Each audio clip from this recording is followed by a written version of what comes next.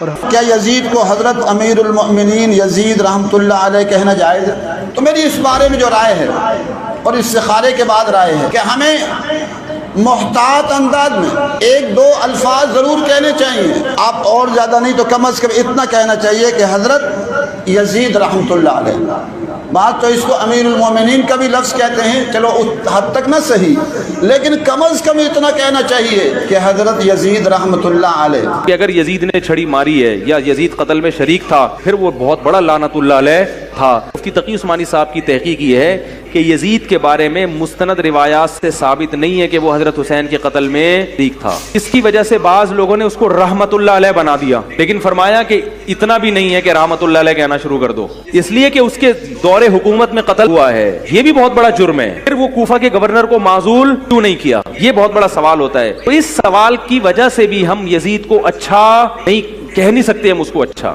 پھر سوال پہ لعنت اللہ علیہ کیوں نہیں کہہ رہے؟ بھائی لعنت اللہ کہنے میں احتیاط کر رہے ہیں، عین ممکن ہے کہ اس کے پاس کوئی عذر ہو کہ میں ابن زیاد کو معزول نہیں کر سکتا، اس لیے اعتدال والی بات کیا ہے؟ توقف۔ ایک بریلوی عالم کی تقریر سن کے تو میرے پاؤں تلے سے زمین نکل گئی، اس یزید کی تعریف کیتی ہے، میں آکھا بریلوی کی لگن تے، اس نے کہا جب تک یزید کا دفاع نہیں کریں گے معاویہ کا دامن نہیں بچ سکتا۔ سچی سی بات کرنا، دل پہ ہاتھ رکھ کے بولنا، آپ کی مسجد کا خطیب ہو، اس کا بیٹا کبوتر باز ہو، زانی ہو، شرابی ہو، اور وہ عالم اپنے بیٹے کو ممبر پہ بٹھائے جمعے کے دن کہ پتر خطبہ دے جمعے دا، اس عالم کو کیا کہو گے؟ اسے کہو گے نا کنبہ پرور ہے۔ اگر یزید ویسا ہوتا جیسے تم کہہ رہے ہو تو معاویہ جیسا صحابی اسے خلافت پہ بٹھاتا۔ امام علی مقام نے بیعت کی تھی، کہانیاں بنائی ہیں، امام نے اس واسطے بیعت کا انکار کیتا سی، یزید زانی سی، یزید شرابی سی، سب کہانیاں بنائی ہیں۔ اگر یزید ایڈے جرمدار ہوتا کہ حضرت معاویہ تو ممکن ہی نہیں سی انہوں خلیفہ بنا دے۔ اس کا اس قتل سے کوئی تعلق نہیں تھا، ہاں اس کی بادشاہت میں یہ قتل ہو گیا تھا۔ یزید صحابی کا بیٹا تھا، مسلم تھا، مواحد آدمی تھا، متبع سنت تھا، یہ الفاظ پیغمبر کے صحابہ کے الفاظ۔ ایک صحابی کہتے ہیں میں گیا، وہ مجھ سے پیغمبر کی سنتیں پوچھتا تھا، وہ قسطنطنیہ پر حملہ کرنے کے لیے نکلا تھا۔ یزید کو کافر کہنا جائز نہیں، کیوں؟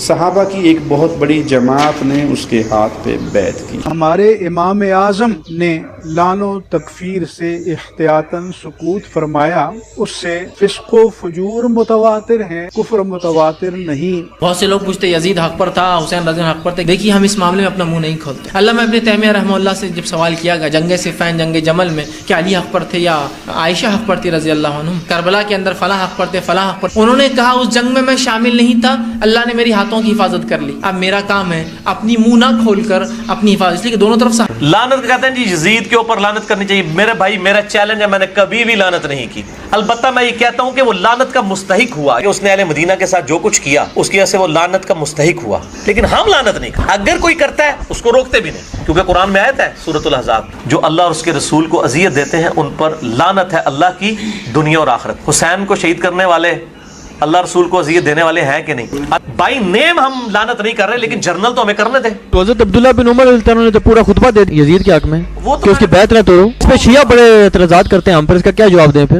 ہم یہ کہتے ہیں کہ وہ عبداللہ بن عمر کا موقف غلط تھا، عبداللہ بن عمر کا اپنا موقف تھا، ہم اس کے ساتھ ایگری نہیں کرتے۔